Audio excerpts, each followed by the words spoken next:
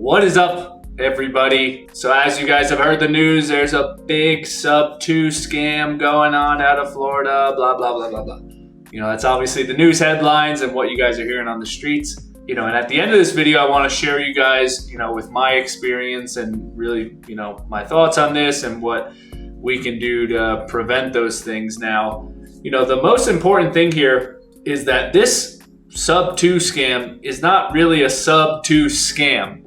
The real scamming has come from this certain individual taking funds from private money lenders. First and foremost, the tool to scam was a sub-2 deal from a seller that's now obviously in foreclosure, but the money received was actually from private money lenders for a down payment and for renovation funds. Now, I'm a extremely successful private money lender. I have made a lot of money doing it. I've never lost a dollar doing it, and I follow a strict process and an underwritten deal-by-deal basis. A lot of these private money lenders just lack the experience, the knowledge, and don't actually understand the investment that they are actually making. Now, every single private money loan should be underwritten on a deal-by-deal basis. Just because somebody has a track record, just because your friend said they're good for it, does not mean that you shouldn't look at the deal, you shouldn't follow a process, you shouldn't underwrite the deal, etc. You have to do your own due diligence on the deal. That's the most important thing at the end of the day. A lot of what I saw here, read about, videos I've watched, most of these private money lenders, they are going against the complete fundamentals of investing and just totally have an inexperience of where to place capital on these deals and understanding the risk and return rewards of doing private money. At the end of the day, you're never gonna prevent a scam from happening. This is not a sub-2 scam. Somebody in one way, shape, or form is gonna find a way to scam people out of money. This could have been done with regular cash deals. This could have been done with seller financing. It's done with sub-2. So by no means is this strictly sub-2. That's where I think people are kind of getting tripped up with about this specific matter. But I just want to go over a couple fundamental principles if you are a private money lender. The first and foremost, as a private money lender, the steps that you should be following is determining the actual asset that you are securing the money against. Now, first and foremost, what is the current as-is value of that property? What is it worth in its condition today? In case that person stops paying you and stop making payments, I would like to know what I can sell that property for ASAP without me having to do improvements or renovations, because that is super annoying to do and you don't want to do that as a lender. Second off, what is the after repair value? So once that individual, the borrower that you're lending to, makes those specific improvements, what is the property going to be worth after those improvements? Third important factor is, are you going to be in first position? Or are you going to be in second position? Or are you going to be in third position, which is what some of these people were in this scam that was going on?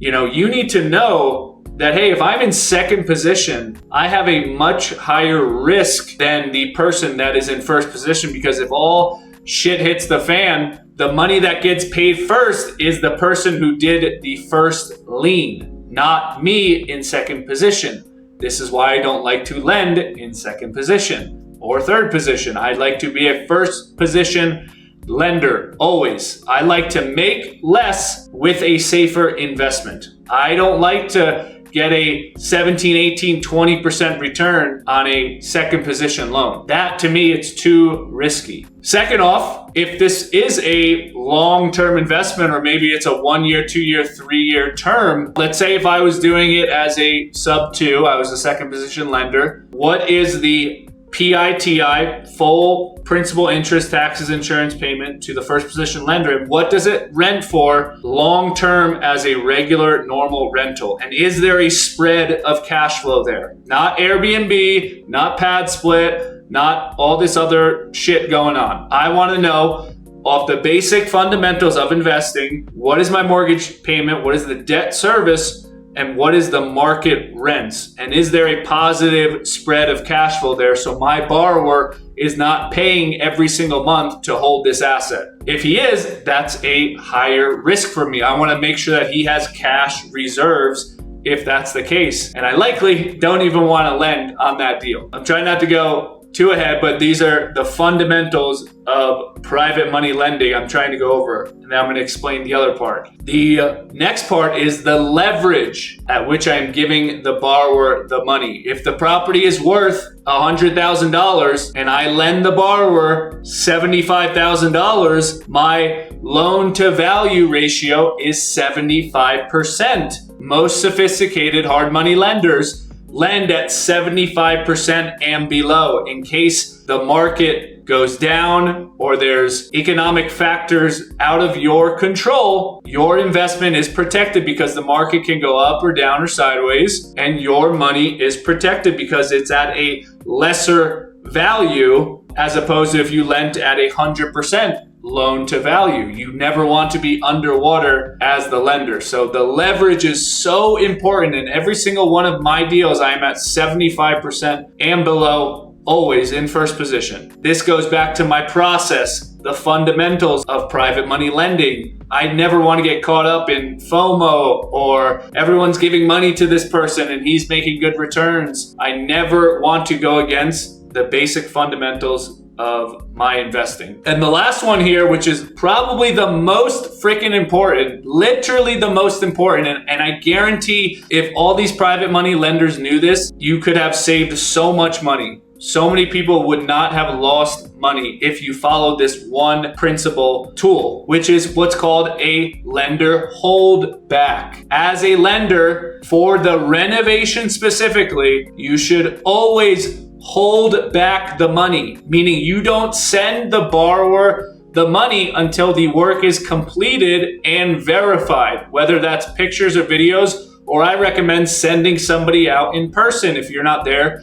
to do it yourself. If the borrower is requesting a $60,000 renovation, which is on this sub 2 scam, the average stolen money was $60,000. So if you as the lender said, hey, I'm going to send you that $60,000 once the work is completed and verified by myself or someone on my team. Now, you would have sent him $20,000 as a draw or something like that. You go and you verified, hey, he did the windows, he fixed the plumbing, he put in new floors, he did cabinets, countertops. He has spent $20,000. Here's the invoices. Here's the paper trail of that. He has done the work that he is supposed to. Okay, borrower, here is your first draw. I have verified those payments have been made. And then you send a portion of the money to the borrower. You don't send the full amount ever. So freaking important. And then obviously the process is the second draw. He completed XYZ. Here's the invoices, the paper, blah, blah, blah. And then you send the second draw. You never send the full amount of money until the work is completed and verified. So that is the absolute core principle of being a second position lender. Is usually it's for renovation funds, and you never want to give the full amount to the borrower right away. So freaking important. I've seen so many people get hurt doing this, so make sure to always follow that. The next thing I kind of want to cover is, okay, let's look at what these lenders that got scammed, let's look at what they did as an investment. Now, I just covered the core principles of good private money lending, looking at the actual asset. And obviously, after I go through the asset and those values and that process, then do I look at the borrower and their track record. That is my last step, is to look at the borrower and the track record. I always go through my normal process first, and then I look at the borrower and the track record, because every deal should be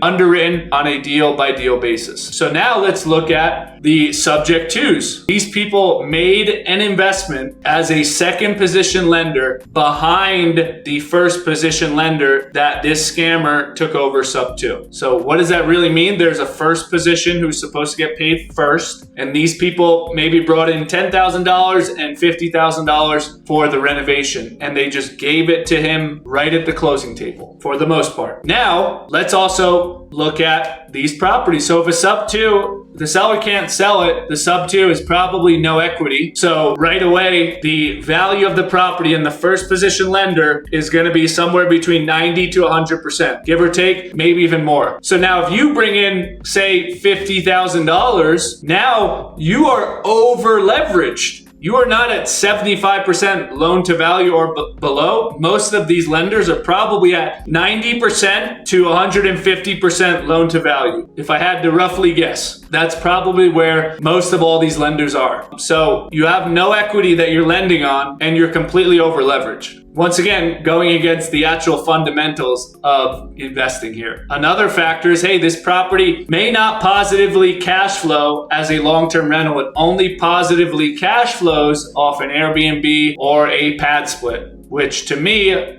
that's a higher risk. I don't want to get into that deal, especially if the borrower is holding it for a rental and does he have the actual cash reserves to pay each monthly payment to me and the first position lender if the PITI payments are higher than what you can get for actual rent. Second is most of these loans are at second and third position. If we go back to the fundamentals, the fundamental is to be a first position lender at 75% LTV, loan to value or below. So now these people are in second position and they will never recuperate their investment because the first position lender will get paid first. And the next step with these sub 2 scam investments is that the majority of these people never actually did or probably didn't even know you could do a lender holdback. I could have held back that $50,000 of renovation that this individual requested and gave him his, call it $10,000 down payment to close. And then that $50,000 for the renovation, I could have waited and said, hey, let me know once the work is completed. Send me invoices, send me a paper trail, and then I will go out to the property myself